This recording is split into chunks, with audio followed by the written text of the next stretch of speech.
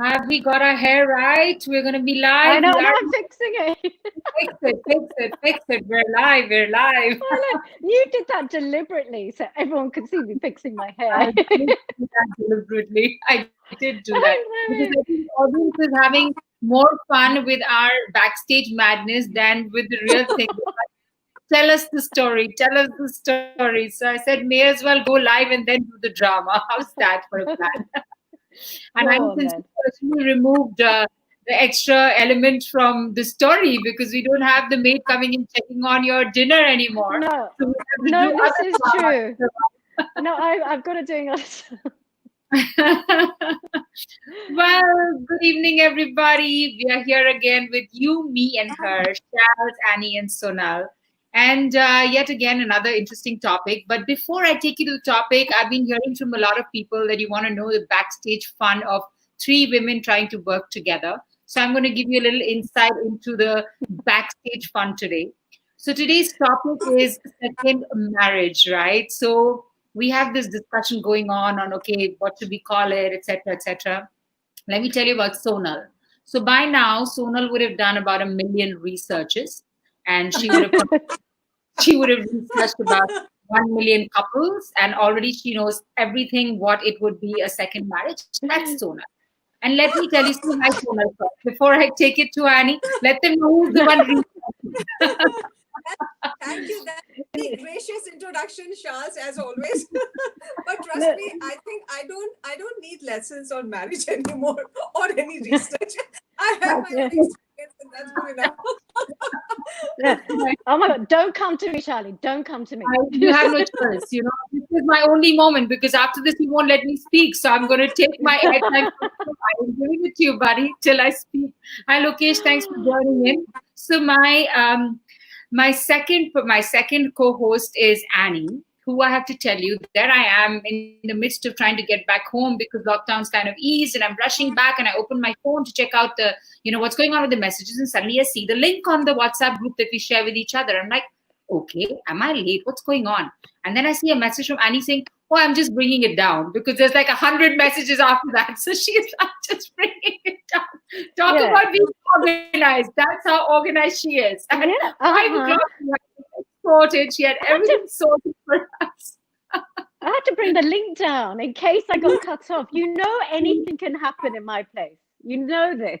So, Everybody, Annie, it's good to be together again.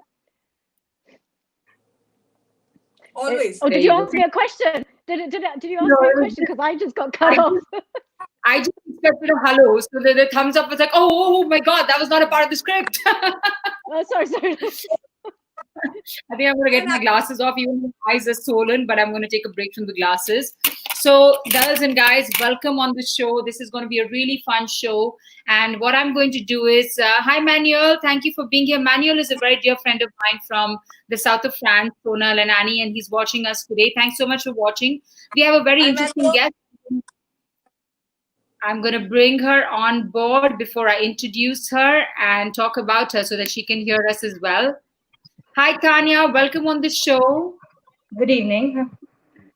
Tanya is an Hi, Hey. Tanya. educator and she will talk to us about second marriage. So, anybody here who wants to ask a question, please feel free to address her and address us. We're happy to help.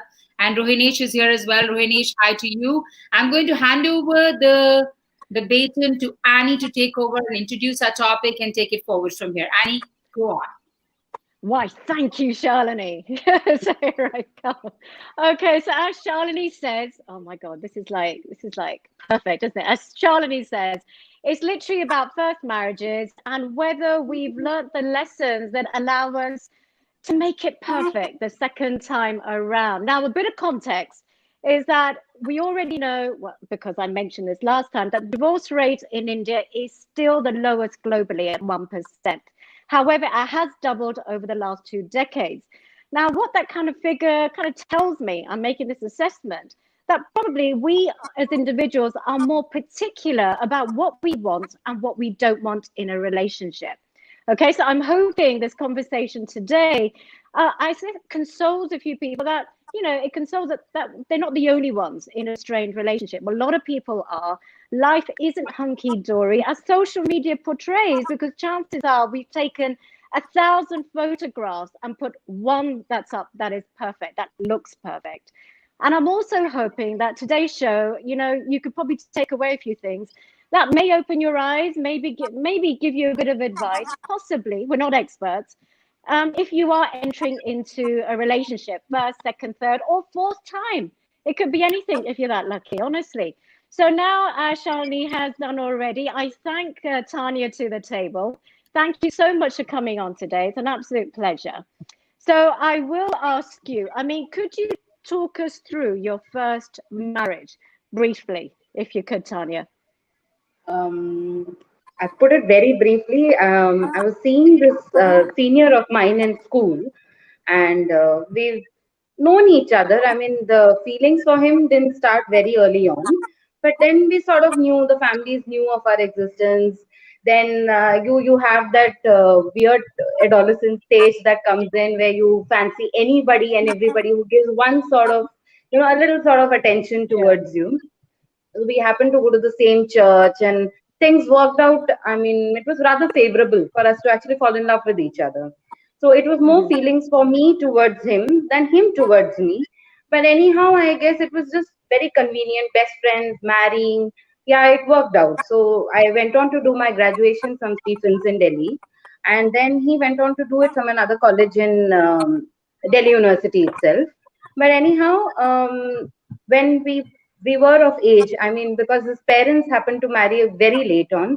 So his father and the younger brother, they were sort of interested that I marry him a little earlier than their parents got married and things of that sort.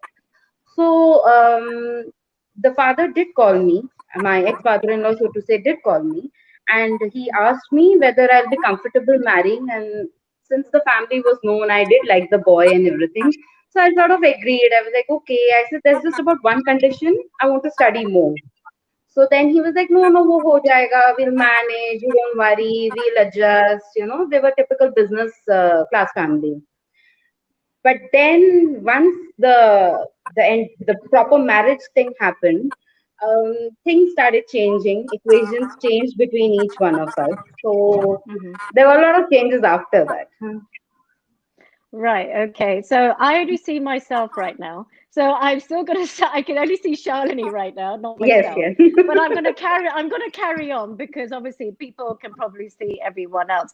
So Tanya, what are the things that came across that were unexpected for you? Things that were really difficult to overcome.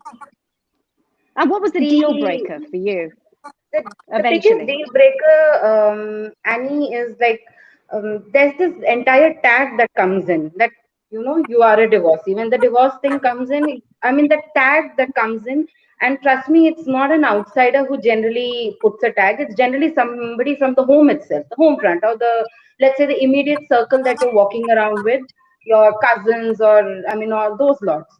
May not be your school friends because they're not very judgmental, but then yes, my college friends, my family people, the church that I used to go to, they were the first ones to tag me. Okay, she's a divorcee. Now, did they look into the thing, as in did they look into as to what the problem happened? No, that didn't come. They didn't even come and have a square conversation with me. One thing. So that's a big deal breaker. Yes, it breaks you down emotionally. You're not sort of prepared at that age. I mean, I don't see age as a big deal, but then I feel at any time you're not really prepared for it emotionally to face it, because till yesterday you're their favorite, and then suddenly you've got this tag. So that was one big thing I felt was difficult. Right. So in your relationship, what became unbearable? So there's some things that you accept and you tolerate, but in your first relationship, what became, intolerable? Which when you decided, you know what, this is it. I suppose the emotional damage, because I was fairly all right in studies. I was good in dance, music, sort of a peppered sort of a personality, not a prodigy in any sense, but I could Hmm. manage. I mean, basic amount of artwork and all those kind of things. Everything had to come to a standstill when I started, being with him. It wasn't encouraged. The idea of working, going to college, talking to another male colleague or something, not appreciable. So I felt that sort of got caught in this relationship, like, so Okay. everything that he was sort of agreeing to while we were dating, he sort of said, okay, it's fine, you work, though women in our house don't work. Then he wanted a Ah, son. Now, how can we guarantee that there's a son that's going to happen? I mean, yeah, the that's in his usual. hands, not mine. Yeah, of course. So, Right. technically, yes, Okay. it's in his hands. But then, so those issues started coming in. So, All right. So the goalpost changed once you got married. Is that what you're saying? So, yes, okay, the fair entire enough. the entire picture that he'd shown me before marriage Hmm. was absolutely 180 degrees to what I had seen post marriage. So All right. that's one thing Okay. that I learned. Right. So when it came to the end and you decided, okay, this is it. Now, did you have a particular image in mind for your Mhm. next relationship? Did you decide this is what I want and or this is what I don't want in a person second time around? Second time around, of course, one thing I was very sure I didn't want a shoulder to lean on. That I was very clear about because that's the Yeah. first immediate thing we do. I mean, as humans, it's normal, I suppose. The first thing is we go out, we want a shoulder to cry on, and we're sort of, Acha, this is how it's going to be, and all these things. So that's a very vulnerable moment that we are caught in. So that was one thing I was very clear. I don't want a shoulder to lean on. I could Hmm. manage. Of course, it was an emotional mess, every sort of mess that one could think of, but then I had this particular image of a few things that I didn't want to I mean, a few red flags which I could have probably seen in the former relationship which I wanted to see in the next one being, if that guy doesn't have a cordial relationship with anybody in the family, a Yeah. few members, it's okay. But if you feel, I mean, I fail to understand that you can't really get along with your mother also, with your father also, with your brother, sister, whoever, that's a red flag which I had overlooked in the former relationship. Then, secondly, the mothers, I mean, the families in which where the mothers are the ones who plot and twist, Hmm. uh, won't work. Mama's void Hmm. won't doesn't Okay, work fair enough. actually, because when you come to taking independent decisions, it becomes difficult. Yeah. Thirdly, some sort of passion that he should have developed over time, because Hmm. somebody who's not excited about his own existence, he won't let me exist, let alone Oh, true. study, work. Yeah. So if he doesn't have a passion, I mean, anything, it could be a sport, it could be something he wants to do, it could be just normal gymming, whatever be that. Yeah. But then he should have a passion besides me being present all the time at home or doing things for Yeah. him. So I feel that that's one thing that they need to. So these are the few things I learned, or they were the Right. big Okay. flags I felt I look out next time. Mhm. I'm sure this could be similar to, many people out there actually. I mean, Right. Sona, do you want to take over from here? Yeah, so like you said, as we progress with age, what we're looking for in a person is very different than when we were young. So, was it difficult then for you to find that compatibility that you were looking for? Because you already had red flags, you know what not to look for, but were you Right. able to find somebody who actually fitted your criteria the second time? Because why would you then settle for anything less, right?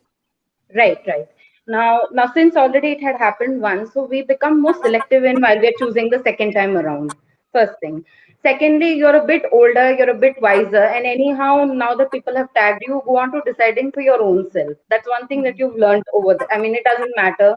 You cannot please his family. You cannot please your own family. You cannot please your relatives, so on and so forth. So, I think the second time around, you're left to choose on your own a bit better. So it wasn't very fast, but I wouldn't say I was. I mean, I was lucky enough to have met my husband a bit earlier than many women, but I too was a little open. I mean, I was not very restrictive when it came to my religion, or I was sort of okay with resettling with anyone who was willing to take me who I am as a person. So I guess that's how it worked out. So, A lot of single viewers would be very interested in knowing how and like how did you guys meet and where did you guys meet? we met through a common friend, and she happened to be a friend of mine through school. And I was getting very happy being too single. So the girls of mine, I mean, the other friends of mine, they started realizing that I do need someone. And I knew at a point in time I would be asked to resettle because we didn't have children through the former. So it was a bit easier because I don't need to look for a stepfather and all those images. But yes, I need to have a man to understand me. That there is this past that I've carried, and there's a scarred self of me also. I mean, the past comes along, the ex comes and goes, and everything, all that is there. But there's a scarred person also that he needs to deal with. So, yes, we met through a common friend, and I found him extremely boring the very first time I met him because he was very reserved. He was a total opposite to what who I am as a person. But then we Is happened he to share listening? our Yeah, he's listening. You think? What is Poor guy. Uh, so anyhow, I mean it was a breeze after. So then we exchanged numbers. It was a bit of a long distance relationship initially since he was elsewhere and I was in Delhi back then. But then I suppose distance makes the heart fonder. So I guess Oh. it grew up like that. So we had our sessions of Skyping and whatever other things that we could catch Mm. on to know each other better. But we both told our past that we had to tell. So I guess we bonded because we were two broken lots. Mm. We needed something. So I guess it false? worked from there. Yes, yes. Okay. Okay. Were there any challenges that you faced in your second marriage? Because at this point in time, everybody comes in with a bit of a baggage, right? Kids, Correct. ex. So, how does that dynamic fit into the new life that you're actually trying to create with the new companion that you have now? See, the kids part is not there. So I was lucky in that sense. I mean, like I said earlier also, when you have kids, the issue is that whether he'll be a good stepfather. That's a big thing, right? I mean, not a stepfather, let's say a good father to the children and everything. That acceptance is a big issue. So that wasn't there. But then there were a lot of challenges because it's an inter-religion marriage and it's an inter-community, inter-caste, you name it, anything. We're absolutely two different people, and age wise also he is a bit older to who I am. So the first marriage breaking in itself, I mean, brought in a lot of frowns from my family, and then marrying another person, I mean, remarrying, it's frowned down upon and then frowned upon, and then over that it's an inter-religion everything. I still haven't come to terms with a lot of my relatives because they cut me out a lot of occasions. I'm not invited. I get to know through others, the extended family. So yes, I have not been forgiven and forgotten through. So I think by then you realize it's okay. You can't please too many. Be happy. I mean, as long as you are Mm. happy, and the few people who really matter, if they are okay, I mean, it works out. Otherwise, it's okay. I mean, you should be happy, and so should your partner be happy. More than that, I suppose, if you will be busy pleasing people, you will never be happy. And that's Yeah. one mistake I had made. So I learned Yeah. I over agree. time that as long as he's on the same page as I am, then it works.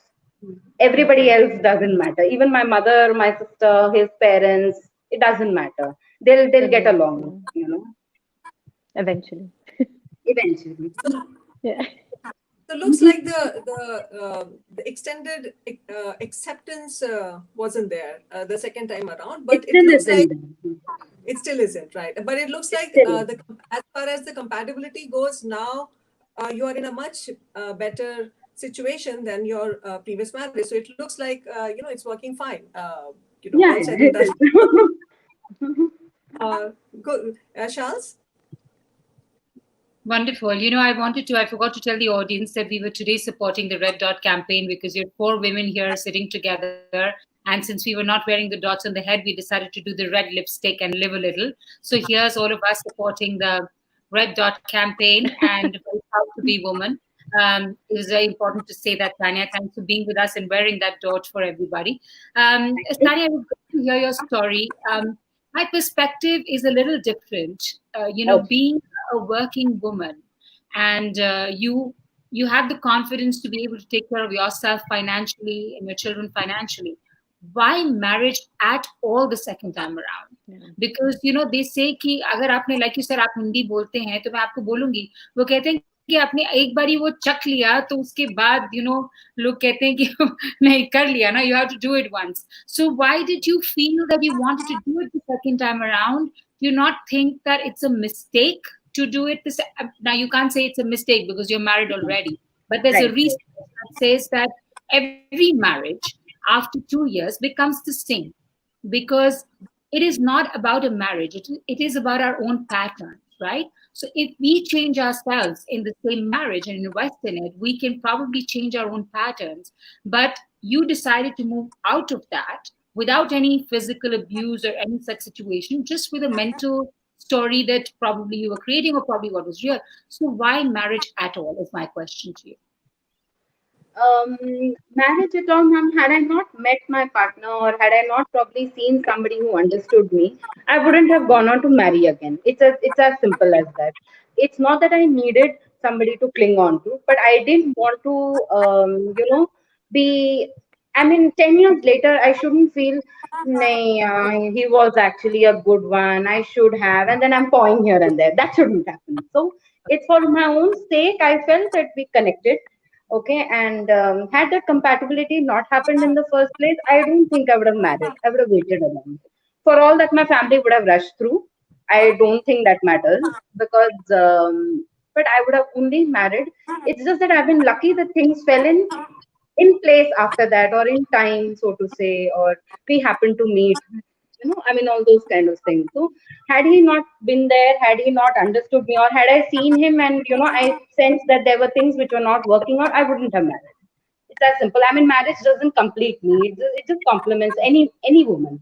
It's not about me alone. It's about any I woman. like that. And it doesn't. It's brilliant that you said it doesn't complete me, but it's very important. Like you said, you guys are complete opposites. It's great to start with. They say opposites attract, but as you grow along, and this is a message that I'm going to actually give to the audience as well. But as you go along in the marriage, you have to find similarities as well. Because, like you said, from your first marriage, you saw that the person didn't have a passion for anything. So how could he have the ability to let you live your Yeah. passions, right? Right. So it's very important for all of us to understand that going along the way, we all have to find those passions and also find some passions together. And my co-hosts here, I'm trying to corrupt them totally and teach them a game that we can all Absolutely. play together so that we also share a common passion outside of chatting with interesting women like you. I'm going to let Annie and Sonal, if they have any more questions, please address Tanya so we can take the show Well, forward. Or yeah, actually, yeah. Just before, just then. I mean, you mentioned that the fact that you've had issues with your first marriage, you've had issues, obviously, in your second marriage. Let's Right. not ignore that. So the issues are still there. So are we saying that we just get better as we get older to tolerate it? Or do you think that could be an issue? Do you think that's the case? Yes, we are more mature to handle it. I suppose with time you realize. And then, ma'am, one thing I realized is that every time when you shoot your mouth and say something, it doesn't work. It's Yeah, sometimes better to just let go. Okay, it's for our yeah, own peace because when we are not in our frame, that correct frame to work.